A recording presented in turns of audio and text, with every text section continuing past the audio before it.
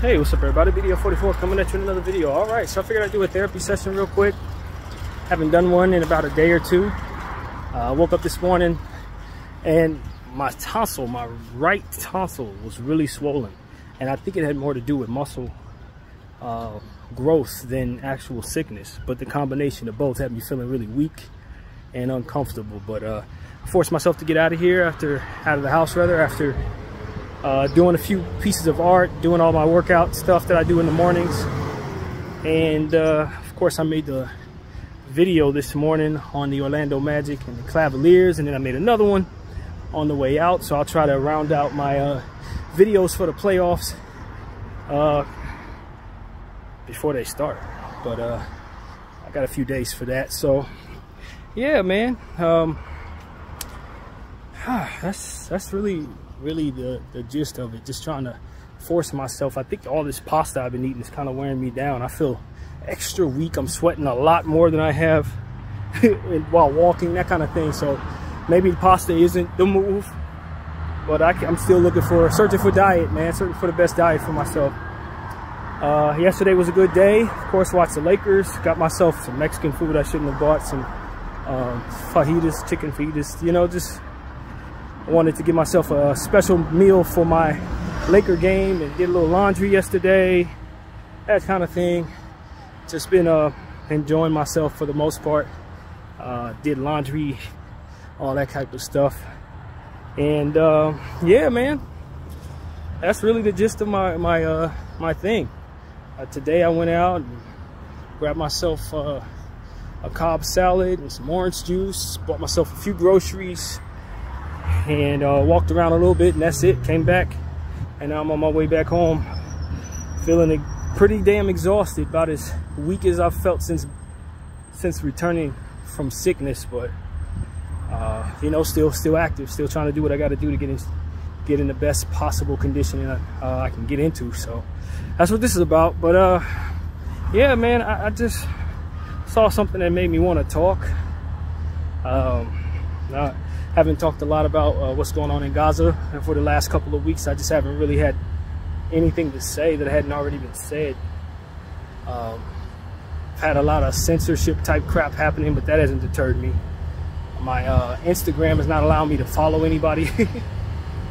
I don't know if I've reached the limit, but I've unfollowed like 50 people and it still won't let me follow anybody. So I just figured they saw how many pro-Palestinian sites that I followed, and they restricted it for me. I think that's what happened there.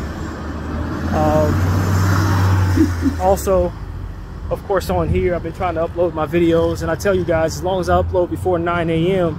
I don't have any speed problems. Anytime after that, it takes like 2 and 3 hours to upload a 20-minute video. I think that's for the same reasons. You know, we know what it is. Tell the truth, they hate you for it.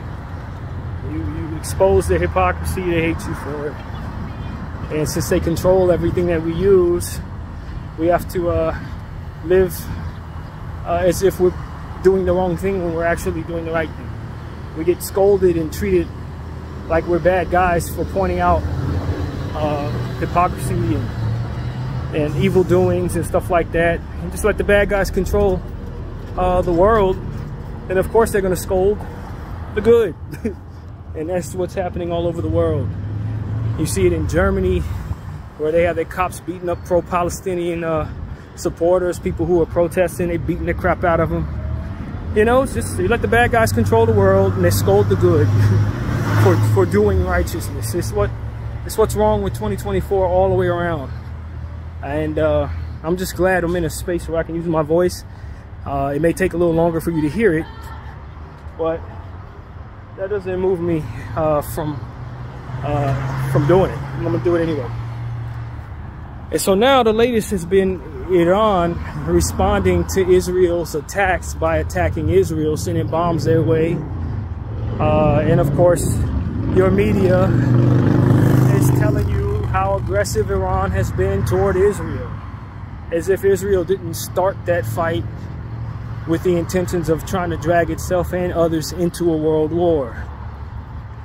And they speak as if that rhetoric is like the worst thing in the world for someone to say, when it's actually what happened. They bombed Iran Iran returned fire, and now they're saying Iran is being aggressive. It's just horse shit, man. It's horse shit. The people who run the world are horse shit, and that's just what it is. The good of being scolded for doing right, for being righteous. So, you know, it is what it is, man. I'm not of the mindset that I can really trust much of anything these days as it pertains to what the media says. We've been talking about that for almost 200 days now. Just can't trust them. They're run by the people who are doing the wrongdoing. They're running by the evil guys, you know. This is what happens when you let the Imperial, what do they call it? Stormtroopers? How does it work in Star Wars? This is what happens when you let the bad guys take over. In real life, the bad guys have taken over the world. They run the world, and they select who they want to be merciful toward and who they want to torture, and you know, it's just a evil time as this world spins. We're living in evil times, and so I just trust God and let Him guide me to use my voice, to not worry about the consequences of being scolded by demons, that kind of thing, man. We got to, because at the end of the day, this is how they got in power in the first place, by people adhering to their nonsense and being fearful that they would scold them for doing right. But I don't answer to the world, I answer to God. And I know right from wrong. And so I don't need anybody to tell me, nor do I need to fear the repercussions of doing right. Not when I know what the Lord wants of me. So I'll tell you guys that I'm not following the conflict between Iran and Israel, but I can tell you it's very simple. If Israel is going to provoke Iran into a firefight, when Iran returns fire, that should be acceptable by way of what those who are in charge say is acceptable. Is it not? Ain't that what Israel's saying they're doing in regards to Hamas? I mean, you struck me and now I want to strike you down 300,000-fold, kill your kids and women and everybody else for killing like 100 of my people. Ain't that what Israel's doing? So, you know, when you listen to people talk on that side of the fence, essentially the only way what they say doesn't sound like complete and utter lunacy and hypocrisy is if they just come out and tell the truth. We're bigoted, we hate, we control everything, so therefore the people we want to destroy, we have a right, we have reserved the right to destroy, and you will say nothing about it. We are racist, we love one another, we love ourselves, and that's about it. That's the only way anything that they're actually doing will make any real sense. It's if they just come out and say, yo, we're biased toward who we want to support and who we want to kill. We want to do whatever we want to do, and we appreciate the idea of you guys just allowing us to do it. That's the only way any of that is going to sound like anything other than hypocrisy and them bumbling over words and trying to make sense of something that really genuinely only makes sense when you apply that to it. And so that's what's going on, man. They're so used to not being held accountable for their hypocrisy to where now they're being held accountable, and you hear what their response is to what it is that's going on. They want you to believe a lie that's already been debunked. They want you to forget about things that you clearly saw. It's just, they don't even cover their backside because they're not used to having to. That's what it really comes down to. So now they're stuck between doing whatever the hell they want to do and for the first time ever being seen for what those actions should be seen for. And you know, they join around trying to silence everybody, but just like any other game of whack and mole, 6 or 7 other moles pop up. When you whack several of us, 8 more people come out and say the same thing. It's a bunch of evil, bigoted, baby-killing bastards. Can't do nothing about it. We all see it. It's all in our phone. And we all love children regardless of what color they are, so kind of don't like the idea of you killing them. Don't really work for us, you know? And so that's just what it is, man. I'm not fearful. I'm not deterred by the silencing and the, you know, the ridiculousness of what it is they control. I just use my voice for what it is I know is right and wrong. I'm a grown man. I know the difference between right and wrong. I don't need nobody to teach me that. Mom taught me that many years ago. And when I see ridiculousness, I use my voice. And I understand I live in a world where a lot of people are afraid to do that. I don't really care. I'm not influenced by them. I understand myself to be a free thinker. I'm the type of dude that will stand at a red light while everybody's crossing the street and they looking at me like I'm crazy because I'm not following them across the street breaking laws. I'm that person. So while everybody else is being quiet, I'm using my voice. While everybody else is following each other, I'm meditating, trying to figure out what's right for myself. And so that's just what it is. I'm not really moved by the fact that everybody's afraid of these people. I'm not. What I fear is what it looks like if we continue to allow these people to control the earth the way that they've been controlling it. What happens to the next generation, generation after that, and so on and so forth. How difficult does it get for our kids and our grandkids if we continue to let the imperial ones live in their very comfortable hypocrisy? You know, while they treat people poorly and do all types of weird stuff. That's what I more so fear than using my voice in my time while I still got the energy to do it. So that's what I'm saying to you guys, man. Maybe you should follow what I'm doing. If more people will have conversations that they don't want us to have, it'll be a more difficult game of whack-a-mole for them. They try to silence all of us and they don't have any success because the conversation is too prevalent. And so that's what I try to do, live by example, lead by example, and try to be as unselfish as I possibly can in regards to this conversation. Free Palestine, end Zionism, expose those who want to treat people poorly while watching the rest of us hold our mouths over hold our hands over our mouths as we want to barf at what they do. You know, they want to silence us. It's not their world. They only control the world so long as money controls us. They only control the world so long as we don't find ourselves praying to God and answering to Him in His word. It's mighty funny how they live like God doesn't exist, but then want to tell everybody God gave them the right to take things from people. Which is it? Does He not exist? Or did He leave you the world to treat poorly? And if so, why did He create the world for you to destroy? Because that's really all you're doing. And reflecting poorly upon the few good people that you have in your situation. Making us look at them like they're you. Which is unfortunate. But it's true. You know, it's funny how Israel was a place that was taken in response to a genocide that happened to these people. Only for them to take what it is that happened to them and do it to other people. Doesn't make any sense. Hey, get out the street. Come on, man, get out the street. Here, he want to sit in the street. Buddy, hey, come on, figure something out. Out the street. The little loose dogs, man, you gotta understand, them cars, they hit you and it's over with. Anyway, see, that's how my humanity works. And if I'm a bad guy, and I guess I just have changed what being a bad guy actually is. Because I certainly don't want to see that dog hit, just like I don't want to see children destroyed by hypocrites and people in power who want to select who they want to care about and who they want to discard of. Having no heart for children just because they look a certain way or because they're from a certain region or because they don't have something or whatever type of craziness they engage in, and they want to stand behind God like it's the right thing to do. It's just like Klansmen burning crosses on people's lawns.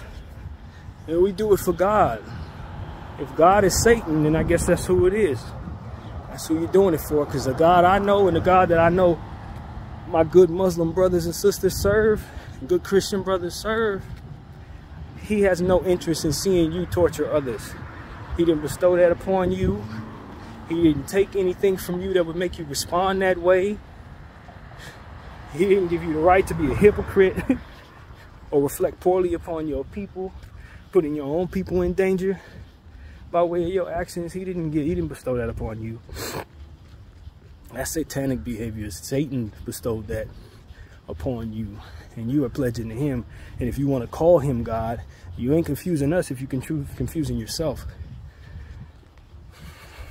So that's all the Zionists out there who genuinely believe they have love in their heart, but their love is described as what allows them to only love people that look like them, and they have a severe viciousness and indifference for people that are from Palestine and other Arab individuals from many kinds, who they can't buy, that is, because Lord knows they buy a lot of them.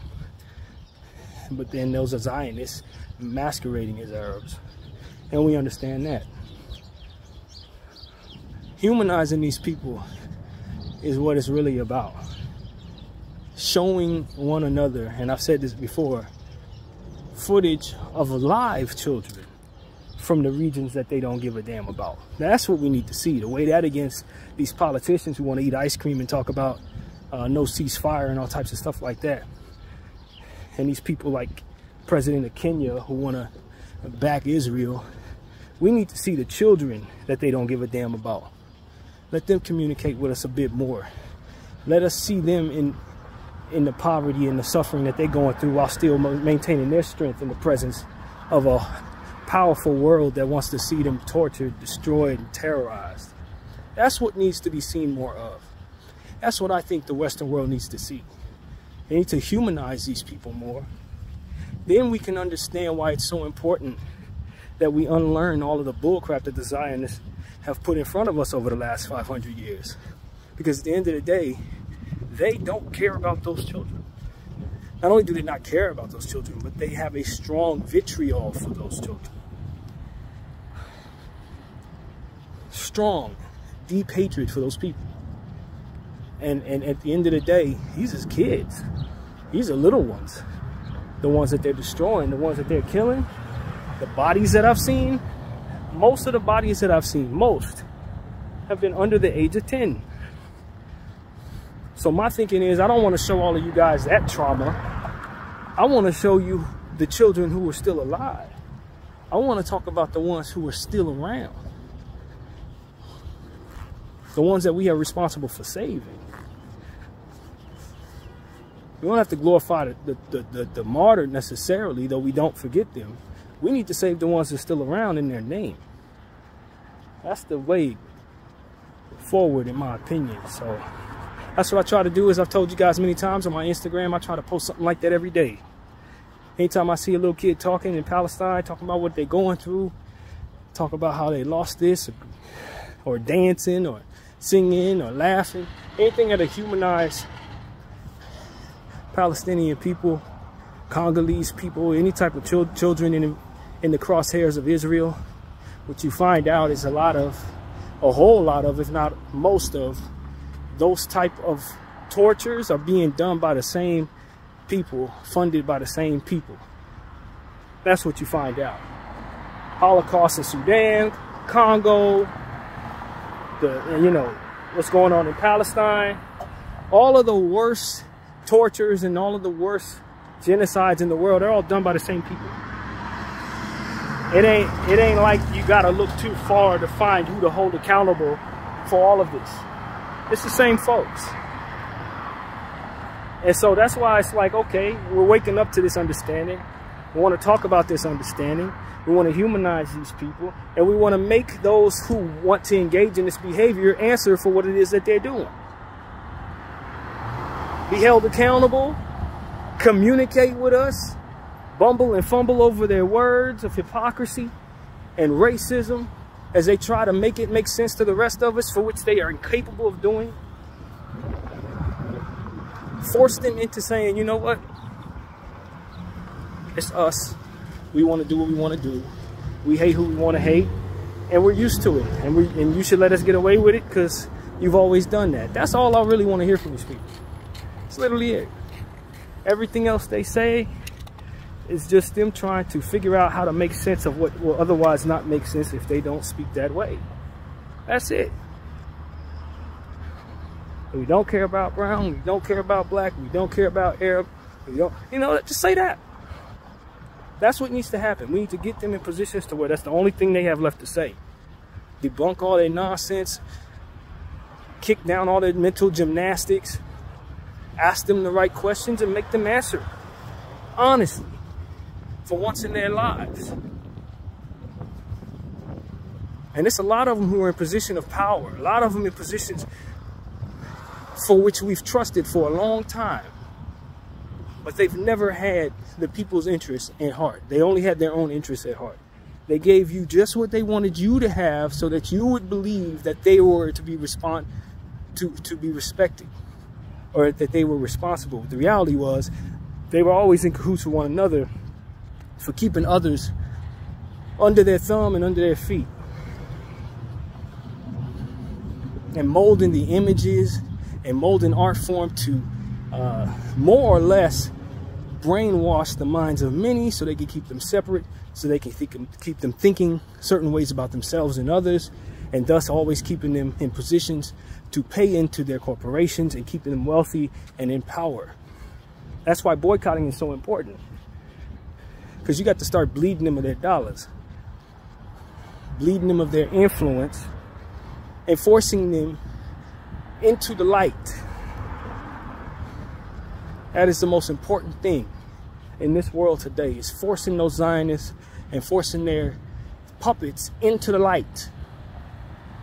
Disarming them in such a way to where the only thing they have left to say is, I'm bought and paid for, and I will say what I need to say to keep my home intact and keep my circumstances intact, keep dollars in my purse. That is literally all I want to hear from the puppets. That's literally all any of us should be asking the questions to disarm them from saying anything otherwise. I'm bought and paid for, and I'm compromised in such a way to where I will let everything fall apart so that what I have doesn't fall apart. That's literally all we need to hear from them. And there's many of them in power right now, puppets, individuals that don't care about nothing but their own households or their own politics, about their own side of the fence. We need to start, if we haven't already begun, holding them accountable for all of it. And then when we get to a point where that's the case, you start punishing them like you would any other murderer, criminal, bad guy of any kind, especially those who are doing it on a massive scale. I don't think jail is enough for those individuals, and I think most of us agree. When you consider all of the different egregious things that they've done and continue to do without being held accountable, jail ain't enough for baby killers and people who want to slaughter children, people who want to lead armies into circumstances where they have to kill children, have to destroy poor people. Narrative creators who want to tell us that and project onto others what it is that they're doing to people. Yeah. In this lifetime, it's time to take our world back from these individuals. My name is BDF 44. I thank you all for watching. I'm out.